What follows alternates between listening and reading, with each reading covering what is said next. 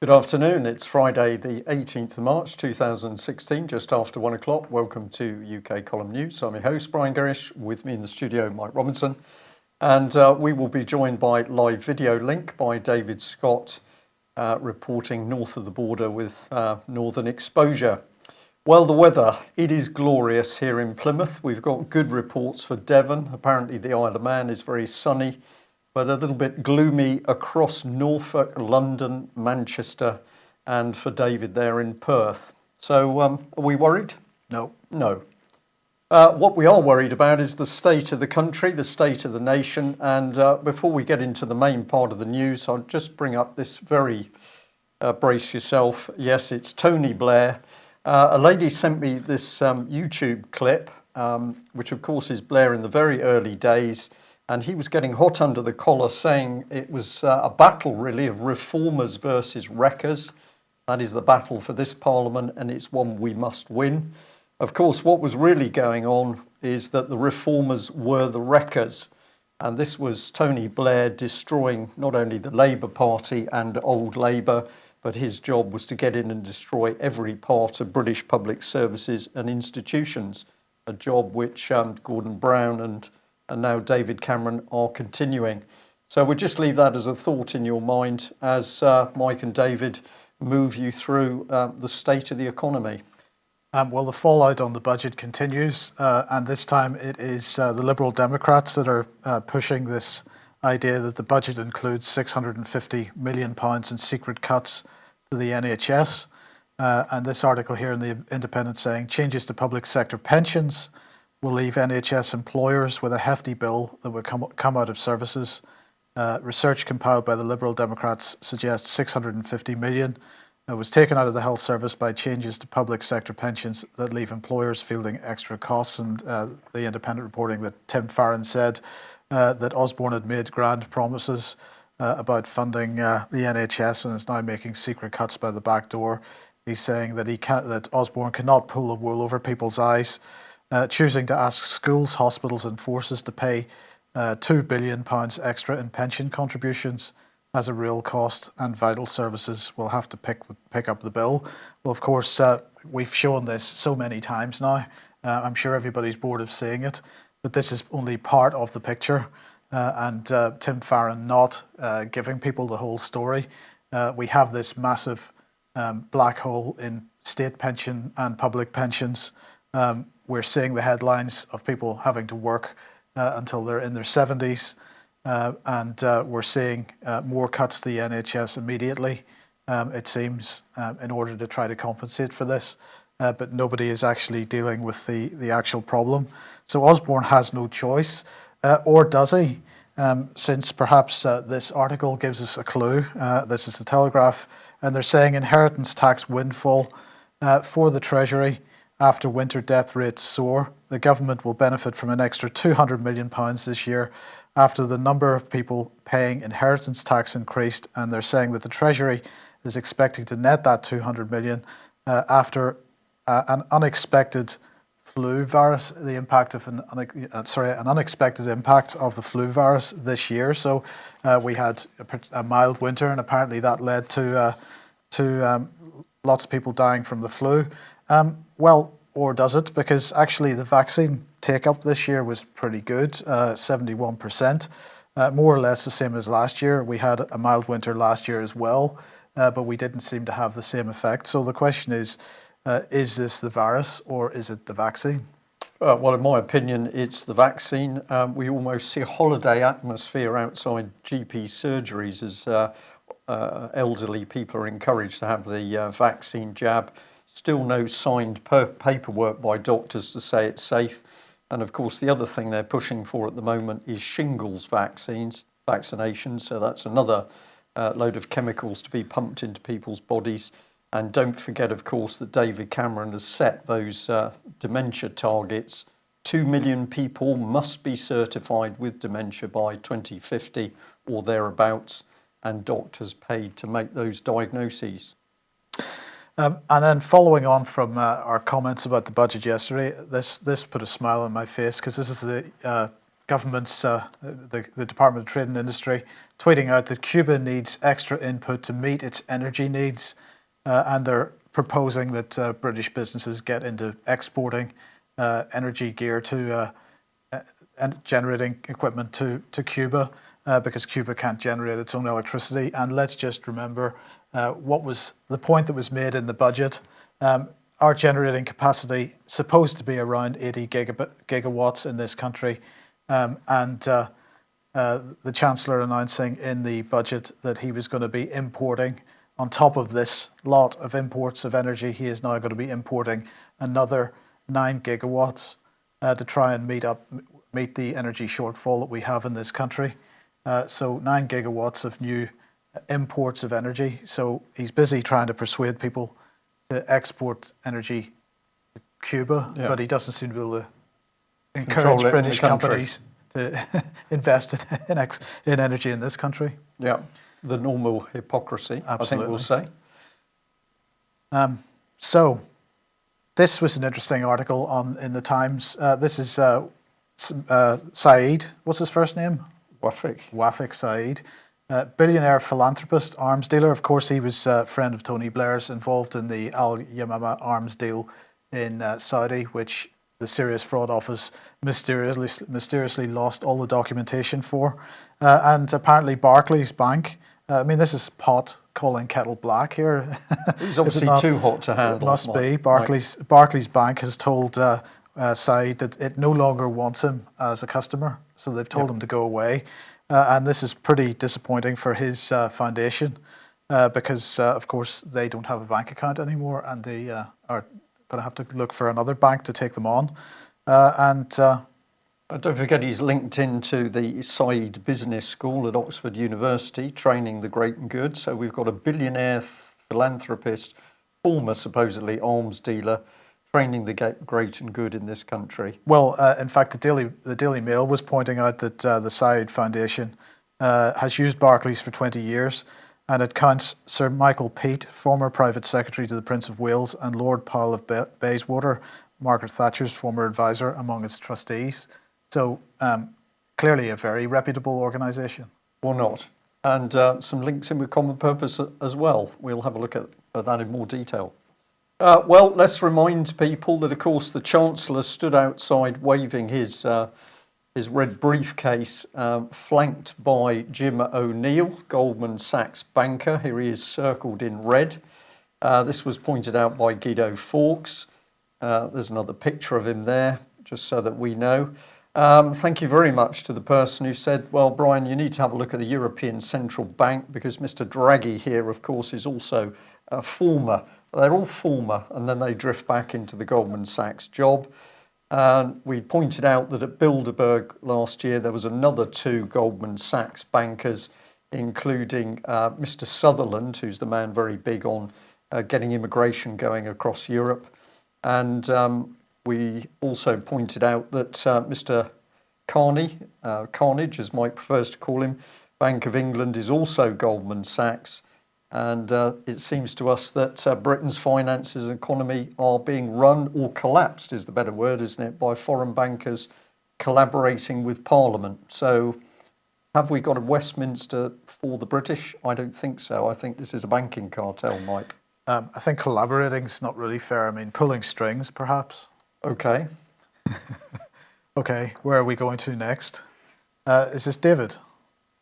I believe it is. David, IMF backs unconventional monetary policies despite warnings from emerging economies. Yes, the emerging economies are suffering, as so many people are. In fact, everyone who's not well connected is suffering from such things as negative interest rate policy, zero interest rate policy, and unlimited money printing.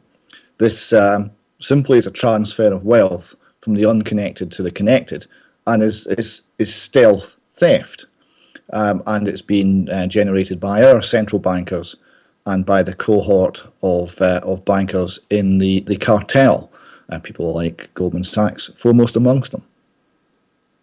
So, give us a bit more on what the IMF's up to here. Well, the IMF is going now. it's completely unprecedented. You have negative interest rate policies and money printing policies the world over. We've never seen anything like it. And we'll see in a moment how poor their ability to predict the future is. So they're saying on the one hand, trust us, we will turn this around. We simply need more debt, more money printing, and money printing is always taking value, taking purchasing power from existing supplies of money. So people in fixed incomes, people like pensioners, sovereign wealth funds, anything that has got a store of value is having that store robbed, and the value, the worth has been transferred to those who receive the benefits of the government and central bank handouts. So as you say, the IMF making some interesting forecasts here. Let's just have a little bit closer at the actual graph here. This is possibly the funniest graph I have ever seen. What it shows here is the IMF's view of the future. Right, so you see there in 2011, right, the economy was tanking and it predicted stabilization and growth, and we got more tanking. 2012, we predicted rapid recovery and growth, and we got it flatlining. And then 2014, we were predicting growth and fairly rapid recovery, and then flattening out, and the economy went down, and we are now told that don't worry, we're predicting it's going to improve. So the one thing that you take from this is do not ever trust a prediction from the IMF. They're okay at predicting the past. They can tell you how bad it's been, but if there's any prediction regarding the future, then don't trust it if it's from the IMF. But sorry, go ahead, Brian. Sorry if I may, David, is there a bit of nudging here? Is that they know full well that ultimately that line is going to go downwards, tank downwards to the financial collapse. So you keep putting a completely false upward curve to the line to fool people in thinking that there isn't a financial collapse going on. I honestly wonder how much that's the case. Some of these people, I think, are true believers. If you look at the current head of the Fed and Mark Carney and what have you, do these people actually believe what they're selling? I suspect, and it's a horrible prospect, I suspect that they do. If you look back to Alan Greenspan, as soon as he left the Fed, before he joined the Fed, he was a hard money gold bug. And then when he was employed to say something else, he said something else. And as soon as he left the Fed, he went back to his much more sensible beliefs. So some people are simply putting a line, and they know full well that it's harmful. Some people, I think, actually buy this, because the education in the realms of economics is so confused. If you come through a major university studying conventional economics, you will believe 1,000 impossible things before breakfast. Like the interest rate is going to what? Yes, interest rate graphs are also getting quite funny. I loved the one that was on a T-shirt, the Great Interest Rate Hike of 2015, which showed interest rates over a longer period, and they're plummeting down, flatlining in this tiny little upward blip, which you see there.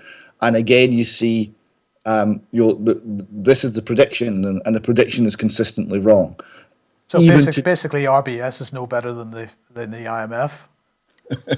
No, I don't suppose RBS are any better than the IMF. I think you're probably right there. And we have a situation where the Fed in America are still saying, well, we're going to raise interest rates this year, just not yet and not too fast, but we will raise them. Trust us, we'll raise them. And meanwhile, the base rate for interbank lending is going negative, and there is zero sign of anything turning around. The next graph shows just how bad the UK government finances are. Now, this is I never thought I would see a chancellor as bad as Gordon Brown. Gordon Brown was a bad chancellor on an apocalyptic scale. He knew nothing about economics and was profoundly flawed in everything he did. The first 2 years after he got the job, he promised not to do anything because no one trusted the Labour Party. He didn't do anything, it went quite well. Then he started to do things, and it went horribly. Now, as the effects of his horrible decisions were becoming more and more obvious, he kept repeating the same mantra that we're going to balance out the budget over the whole economic cycle. Now, it became increasingly clear this was not going to happen. He kept repeating it long after nobody believed it. And I'm astounded to say it, but the current Chancellor, Mr. Osborne, is doing exactly the same thing, because he's telling us he's going to go into surplus. Government is going to have a surplus in 2020 and forever thereon. Now look at the chart, right? You see this, it goes into surplus only very fleetingly, and that the size of the deficits are growing and growing and growing. That's systematic failure. That's a system in terminal decline. The post-war consensus, the welfare state, the whole thing is going to crash, and eventually they'll not be able to paper over the cracks with funny money. And David, the key thing about this graph, because many people still don't understand the difference between deficit and debt, because the red lines represent how much overspend the government has had in each year. And so each time there's a red line, it adds to the debt. So where we see the blue lines, those are not periods where the government has not had any debt to pay. So that's the key point here. That's right. The blue lines are paying off debt, and the red lines are adding to it. Yeah. So it's hugely cumulative and growing. Yeah. And not only does the forecast of Mr. Osborne look wildly optimistic that we can suddenly turn the thing round in the last year before an election. Yeah, that's when we're going to get the hardest austerity.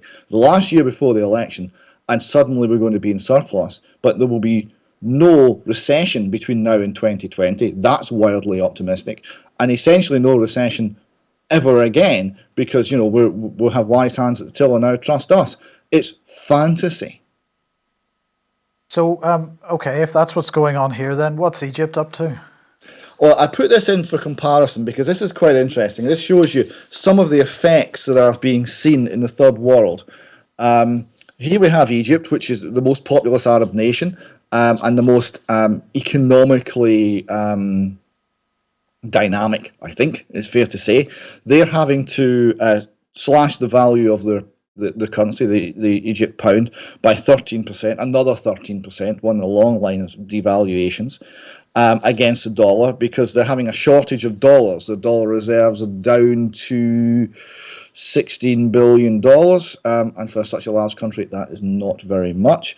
And this is on top of another three depreciations of the currency last year. So they're chasing the currency to the bottom in a currency war against the West, having to compete against false returns on money in places like the London housing boom and property market boom. So that was sucking in money to places like London and New York. And Egypt is having to compete for finance on this extremely slopey playing field. So they're having to then slash the currency in order to compete. A couple of other things, that they've put up their central bank base rate to 9.75%. No zero interest rate policy there, 9.75%, and the Egyptian government are paying nearly 8% for their money. So debt there is having a very severe effect. If we were paying 8%, we would be completely bust. We're paying almost nothing for the money, and it's still a very heavy burden on the taxpayer. But in the meantime, Scotland's a third world country as well, isn't it? Well, things aren't looking good.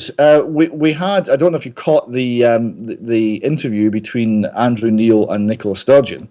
Andrew Neil was asking about the state of the Scottish government finances if we were independent, because if we had voted yes for independence, we would be in the final stages of the negotiation, and Independence Day would be only weeks away. And we have a £16 billion hole in the government finances. And the question was, what would you do about it? And what Nicola said is, well, we would tackle the finance deficit, the budget deficit, the same way that Westminster has tackled its budget deficit. That's an interesting statement, because one, her party has opposed all of those moves. Two, I really don't think George Osborne is the model of financial prudence, and neither was his predecessor. And now you're not allowed to use that word. Prudence, that's a Gordon Brown word. Yes. Prudent and sustainable, wasn't it? Yeah, that was his policy. It was to use the words prudent and sustainable as often as was prudently sustainable. So Osborne, we'll need to come up with a word for Osborne. Lying, I think, is probably the word for Osborne. Osborne is trying to say that he's on top of things and it's all going to be fine, and we're paying down the deficit and we will pay down the debt. It's all a pretense. And Nicola Sturgeon had even less to say about how an independent Scotland would manage this. And this is a problem that will be faced by the entire Western civilization. It's not a British problem, it's not a Scottish problem, it's not a Greek problem, although there are specific Goldman Sachs related reasons why it was particularly bad there. It's a Western society, Western civilization problem. It's not sustainable, it cannot be sustained, there will be a reckoning, and it's coming. And what was that image about then? There is a American comedy sitcom called Parks and Recreation, which is set in the Parks and Recreation Department of local government. And this character here, called Ron Swanson, is a libertarian who works in the government but wants the government to fail and tries to do absolutely nothing. And there's a budget crisis, so he's so excited that he's going to get the chance to slash the budget. He makes penance and tries to persuade them not to cut 33% but 40%.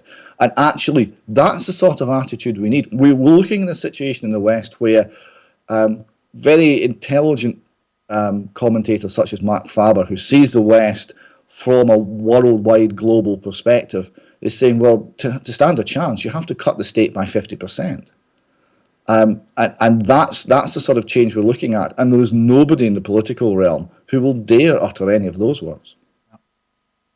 Because we live under feudalism now, of course, we've been talking about the establishment of feudalist city-states, but this was a great article in Zero Hedge. It was very good, yes, and it's looking at how, yes, you are here. I like the you are here. Welcome to the feudal state. A lot of this comes back to the money printing and the unsound money system. If you look at long-term plots of the average income versus GDP, for example, or average income versus house prices, they move in lockstep. So society gets richer, the average man gets richer in proportion, and his life gets better in proportion, up until 1971. And there's a divergence. And what happened in 1971? The last vestige of the gold standard was eliminated. Nixon closed the gold window, and there was no longer any limit anywhere in the system to the funny money printing by governments, by central banks, by the banking cartel. And it's the banking cartel that generate most of the actual increase in money supply.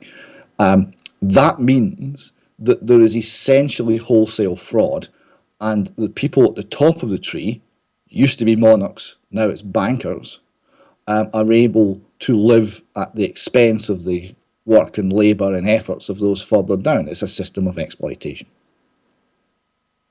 Okay, David, thank you for that. Now, you were keen to mention this lady who you snapped from a little video clip. I believe she's an interesting person providing advice to the Labour government. Is that correct? Yes, she is one of the inner group of 7 advisors to McDonnell, the Labour shadow chancellor, and I was struck by what she was actually saying. This was from Newsnight, the day of the budget, so it was commentating on the budget. And being a Labour advisor, she was asked briefly, well, what would Labour do? And she talked about, we got a few buzzwords out, and you know what it was? It was the Scottish model of government. It was everything we've seen up here. It was the entrepreneurial enabling state. It was a complete root and branch change of the entire relationship between government and people. So that's what's advising the Labour Party. So be warned when you eventually have enough of what is called Tory austerity, and which is, I would suggest, neither Tory nor austerity. When you've had enough of that and you get the next lot in, and if it's the Labour Party in the current direction, what you're going to get is something that looks very like what we've had in Scotland for the past 7 years under the SNP. And in terms of personal liberty and freedom from state oppression, it's not good. Okay, so I just wanted to highlight this article now from Vanessa Bailey on her blog. Vanessa was in Geneva a couple of weeks ago giving a presentation to the United Nations on Saudi use of cluster bombs in Yemen. Of course, Yemen, the war that most people don't seem to want to talk about. So she was giving examples, images, and so on. Please go and have a look at that and distribute that as far and wide as you can. And then I came across this article in Waking Times this morning, Non-Compliance with a Broken System, Why I'm Not Voting. This is from Stephen Parato. He says, I don't own a TV, I don't watch the news, I don't pay attention to any of the bread and circuses. I'm too busy improving myself and those around me, but word on the street is that it's getting close to election time here in America. People ask me what I think about Donald Trump, and so it goes. Now, what actually he goes on to do is to describe what he would do for real change, and he says, wake up to the fact that everything being projected is one big theatrical illusion. Do the inner work, clear your demons, connect with love, practice small acts of kindness every day, start expressing your gifts, whatever they may be, watch society change from the inside out. And what I found from reading this really was that there was a lot of words discussing what he isn't doing and not very much discussing specifically what he is doing to sort out the problems that we see. And while many people would agree with his comments about the best things to do, of course, those aren't terribly practical steps to getting rid of what is effectively a dictatorship building, Brian. And really the point I wanted to make from this is we're all hearing lots and lots of people discussing things that they're not doing, they're non-compliance, and this is good. But we need to hear many more people discussing some more practical efforts to deal with what we're facing. I agree with that, Mike. Maybe there's a little bit of cake and eat it there, because he did say expose the system as to what's going on, and that's something that we've always pushed. When people understand what's happening around them, then the solutions come up. I believe there's some quote, somebody used it the other day, I can't remember it exactly, but it basically said that the solution was in the problem. When you can see the problem properly, you also see the solution, and I think that's a key part of it. Why do we need to do things? The Scottish model of government is telling us very quickly. We showed this a couple of days ago, which is the Scottish government using Reaper, very low-level people inside the authorities in order to spy on the general public. They said it was a mistake that they were too low in the system. It should have been more senior people authorising the spying. But nevertheless, the spying is going on. And David, you were keen to bring in this lady. Here she is, Joanna Cherry. What is her take on the spying system in Scotland? This is a Scottish entry into the World Hypocrisy Olympics for next year, and I think we stand an excellent chance. This is a SNP MP speaking beautifully about the fact that you cannot sacrifice privacy and get more security because it doesn't work, because it simply means that you are looking for a needle in an ever bigger haystack, and the whole system is flawed. You lose your privacy, you get nothing in return. And she's speaking here not about the named person scheme. Oh no, she's talking about the evil Westminster Snoopers Charter, not the evil SNP Snoopers Charter. So a lot of people in the No to Name Person campaign and a lot of people on Twitter have pointed out how utterly corrupt that viewpoint is, unless she is willing to apply it consistently. And nothing from the lady yet. Okay, so people pointing that out over social media is a very positive thing to do. Where hypocrisy is exposed, it always seems to have a very good effect. Let's have a look into the state of the Scottish system. And of course, this man, Peter Watson, due to appear in court towards the end of the month with regard to the Heather Capital fraud scandal. You've produced some paper clippings here. They're really going for him. It's now talking about companies set up in Gibraltar. Why are we so interested in Mr. Watson? Well, of course, legal advisor to the former Procurator Fiscal Eilish Angelini, the woman who denied ever knowing anything about Holly Gregg, and Mr. Watson now embroiled in this fraud thing. What is the latest? Oh, I beg your pardon. What is the latest north of the border on this man? Well, we're awaiting the trial, and that'll be very interesting. It'll be covered by the mainstream media, because there are certain people in the mainstream media who are not afraid of the threats from Levy McRae, from Peter Watson's new firm, PBW Law, and those people include Ben Borland at the Express, and Russell Finlay of the Sun, who was the originator of those articles that you just had on the screen. It's important to note that this Sun investigative reporter had an attempted hit on him in Glasgow at the tail end of last year, when he fought off what he described as the fat hitman, and but there was an attempt to silence him by violence. So we have to watch very carefully for attacks on brave journalists of that type, and watch very carefully what happens through our judicial system to such a well-connected and influential man as Peter Watson. Indeed. Mike, corporate parenting, this will lead into the named person scheme, basically. Yes, was fascinated by this little organisation. This is Who Cares Scotland. I don't know if you know them, David. Oh, sorry. This is Who Cares Scotland. I don't know if you know them, David, but this website saying more people than ever have a responsibility to make sure experienced people have the same life chances as everyone else. Corporate parents are public bodies named in law as having responsibilities to young people who are looked after and care experienced. The Children and Young People Scotland Act 2014 says that 24 public bodies have a responsibility to understand the lives of Scotland's looked after young people and respond to their needs as any parent should.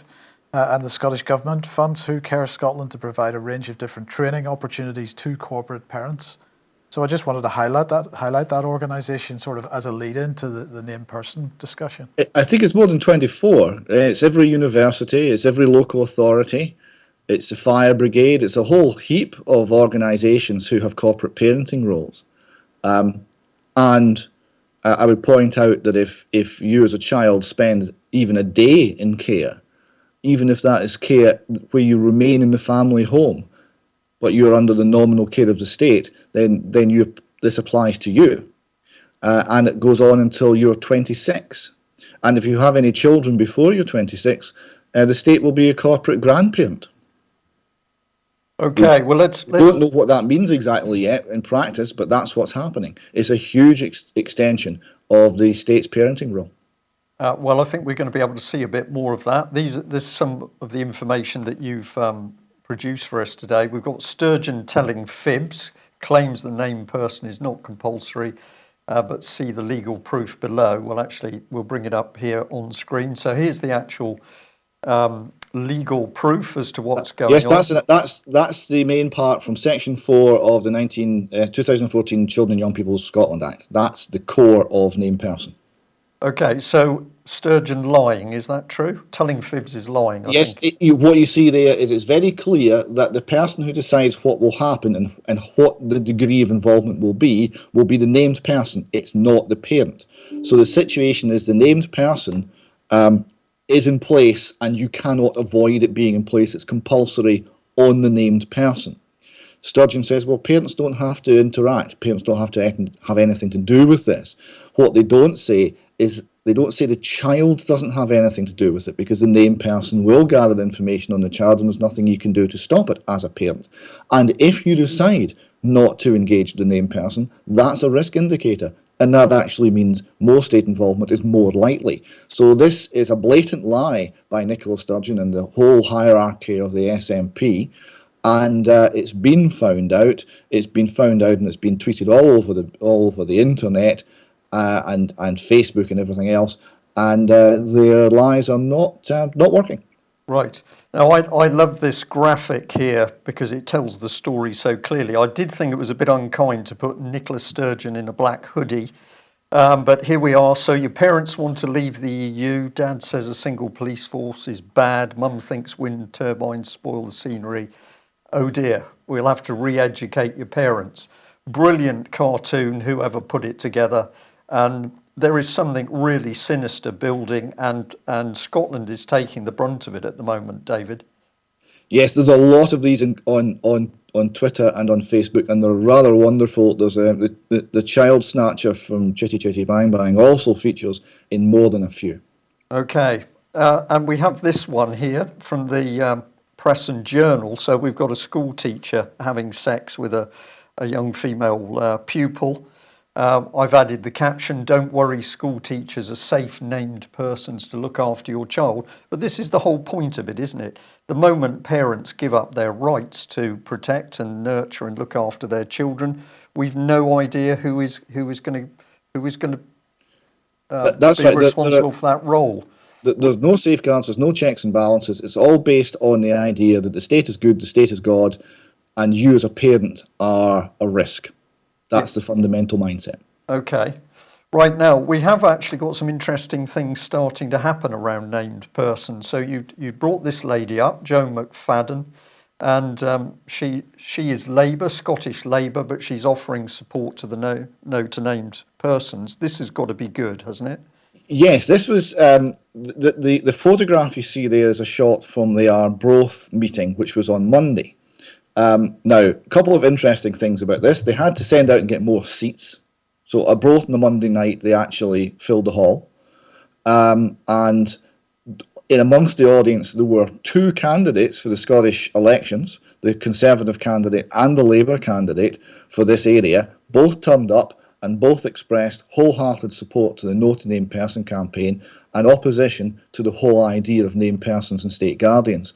Now, that's a considerable step up in momentum compared to where we were only a few months ago. And if we want to be optimistic for a change, we can say, well, actually, these political personages are beginning to think for themselves. There's got to be a bit more than I'm just going to jump sides because I can get advantage from it, I think. We've got another one here, I suppose, just to give some impetus to that. We've got Beth Green. She's hoping that we can look at the named person provision again.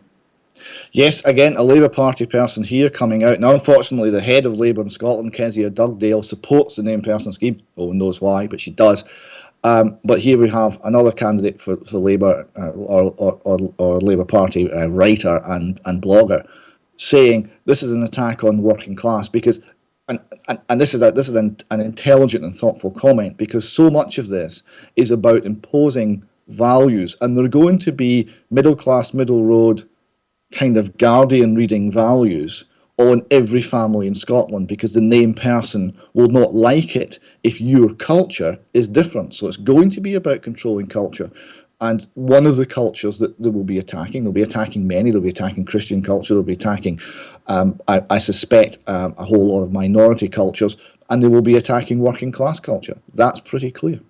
Okay, and we've got another one here, Jenny Mara, member of the Scottish Parliament, Scottish Labour. She says she's changed her mind. And we'll just point out to people that last week, I think it was the legal case against the plans reached the UK Supreme Court, where judges heard that the plans bypass parents and that legislation is so complicated it's like wrestling with an octopus. So this is pretty outspoken stuff. Yes, Jenny Marr is one of the up and coming people in Scottish Labour. By far, one of the most competent and coherent speakers. Like all of the rest of Scottish Labour, she voted for this, but she's had the guts to come out and say, no, that was wrong. This is wrong. We shouldn't do it. So again, that I think is quite a significant turnaround. Okay. Now, David, you mentioned it. I've just jumped past it because I've got a little bit of an eye on the clock at the moment, but the Christian Institute indicating at the moment that the majority of people in Scotland do not support the named person scheme. Do you rate their statistics there? There was a poll in I think the Telegraph. There was a YouGov poll they found that of the people in Scotland, those who strongly supported the idea of named persons, 6%, those strongly opposed, 26%, and overall it was 48% opposed, 32% in favour, and 20% don't know. So you can see that the move there is the people are waking up. 26% strongly opposed is a huge figure. And we're seeing that to know this scheme is to detest it. And the arguments are being won. Good. Well, on how do we counter these things, getting stuff out on social media in a way people can pick up on it is important. We've got Sean McCluskey here. This is the first crack I have seen in the solid discipline of SNP and independent supporters. Now, I speak to a lot of SNP supporters and a lot of independent supporters in person and on Twitter. A lot of them don't support the named person scheme. I leafleted the SNP conference. A lot of people going in didn't support the scheme, but there's been nothing official at all. No one's broken ranks, not a single SNP politician has said this is wrong. But the first little chink in the armour here, this is a gentleman who supports independence, generates things like T-shirts with 45, meaning the 45% voted yes, still yes, independence too, Indie Ref too, all of these sorts of slogans to advocate a further independence referendum and an independent Scotland. And he's produced this badge, which has got a saltire on it, and the phrase "No to NP," no to named person. Now that's the first time that's happened. And that could be very significant, because if their own supporters start telling the SNP government this is absolutely lunacy, it's totalitarian, we don't want it, what are you doing? Eventually, they might even listen. Okay, and you've been taking your own protest, I think here with is that Gordon Brown sitting? No, that's a frog. Okay. Understandable mistake there. That is a frog doing a Gordon Brown impersonation, and I love that frog because it looks so determined and it will not be moved. And I think that's what we're going to. If the Supreme Court does not strike this down, the next step is for massive civil disobedience in Scotland. And no, I will not comply will be something that named persons will be hearing an awful lot. Okay, well, named persons, we're talking about children and the safety of children. And of course, that theme is central to everything that's going on. We've got the banking scam. Close underneath it is child abuse, which of course is the way that the blackmail system works. Here's the Herald in Plymouth. We're just pointing out that what's the priority for Devon and Cornwall Police? A lady hands in a phone, which says she said she found. She takes it to the police station, and very shortly she's grilled as to whether she's sort of stolen it. So this is the priority for our local police. But the Herald also boasting, of course, that we're into Child Exploitation Day. We're celebrating child exploitation, apparently. So there we are. We're saying deceit and hypocrisy because we're seeing the same old charities pushed forward. They haven't achieved child safety over 50 odd years, but they're still being promoted. Give your money to us. We're working with the police and local authorities to protect children. So in Plymouth, there's a 41% increase in child protection plans and a 14% increase in the number of children in so-called care. But of course, we know children are being abused in care. And I'm looking at Mike because when Mike and I and another lady went into Devon and Cornwall Police to report the abuse of a youngster in South Wales, we were shouted at in an extremely aggressive manner and told to get out of the interview room. So Devon and Cornwall Police seem remarkably scared of the subject of child abuse. I wonder why.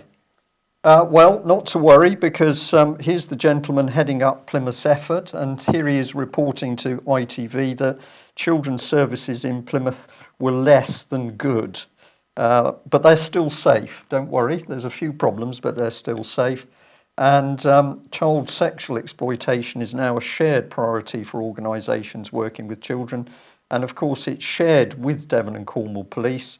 And independent Mr. Bickley, who's the independent chair of Plymouth Safeguarding Children Board, was previously a senior manager with Devon and Cornwall Police. So, David, total independence there overall. It's almost Scottish in the way that's done there. Well, who's behind the overall network? It's this NWG network. Hundreds, thousands of people working to protect children, consultants, experts, world leaders. We've got all this in place, but we're seeing the abuse continue, if not increase. We just thought we'd have a little look at trustees. We come to Peter Stone, who's the chair. We're fascinated. His background is with wildlife trusts. So he was the chief executive of Nottinghamshire Wildlife Trust, but he's now moved through the Aegis Trust and is running this huge organisation helping to protect children. Is that because children are considered wildlife? I don't know. Here's the Aegis Trust. You can trust them because they've got Bill Clinton involved and David Cameron. David Cameron, of course, the man who wanted to shut down the Westminster child abuse investigation. We're just going to point out here that we have been warning and warning that the integration of charities and social enterprise in society is part of big society, which is just the sort of Scottish model of government, David, that you've been warning about. Accountability just disappears out the window. Yes, this is right. I mean, the Scottish model of government is joined up government to the ultimate degree. There are no functional boundaries. There is no such thing as confidentiality from one branch of government to the other. It's one large organism, and it views everything as part of its remit. It can't organise the economy. It kind of accepts that, but it thinks it can organise your life. Thinks and is trying hard to do it. Well, let's just end on this. It's still on the subject of child abuse, but headline in the Daily Mail, Scotland Yard paedophile hunter is charged with groping young girl and taking indecent pictures of a child. I think there's 14 charges altogether. And this gentleman just happens to be a detective constable, Mr. Maitland, who was working with child protection in Scotland Yard, but it would appear from what's been reported that he's possibly been implicated in the very abuse he's trying to stop. So we'd asked the Met Police some time ago some questions about NSPCC, who was operating the Met Police child line. This was an email that we had received where a person said they worked as a temp with NSPCC in the 2000s. They saw poorly paid, not well-trained people, while the management were on very large salaries and travelling first class. And they then go on to say that they had some severe concerns about the performance of NSPCC. Well, this led us to actually ask the Met Police how they justified running NSPCC, how they had NSPCC running one of their phone lines. And they didn't want to answer that question. We asked about due diligence. The Met Police didn't want to ask. And we've now had another go at the Met Police because, of course, this policeman himself has been found still to be proven, but it would appear that something untoward has gone on. So our question is, was due diligence done of the NSPCC staff that the Met Police has used? And we've now said, has due diligence been done on the Met officers themselves? I'm not sure what sort of answer we're going to get on that. The response we had from the lady was not very helpful. We'll see what comes back. And we'll leave you on the thought that if you're worried about the future, well, don't, because in Scotland, at least, ministers are now going to be given control not only over children, but over the colleges as well. Final comment from you, David. I would just like to finish with a nod to our Chancellor and what he's done to our economy, and to point out that when you're fighting huge odds and you're working to preserve truth and freedom against government tyranny, that it is in fact Irn-Bru that will get you through. I think that may count as advertising, but there we are. Well done. We're just going to end by saying thank you very much to the person who kindly sent a donation to go to Anthony Carlin. That's the Northern Ireland policeman we've reported that is in prison at the moment for trying to arrest a judge he believed was breaking the law. And it appears that Anthony Carlin's police pay has been stopped. There's no tribunal to have done that, but it appears his pay has been stopped. And therefore, we'd said that at the moment he could do with some assistance. So thank you very much, the person who sent that donation through.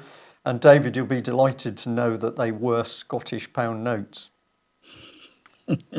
Okay, that's today's news. Yep. Thank you very much for joining us. We'll be back at the same time on Monday. Have a good weekend. Do relax. Enjoy the sunshine if it's there. But of course, do something to help get the lid off this encroaching dictatorship. Thanks very much. Bye-bye. All right.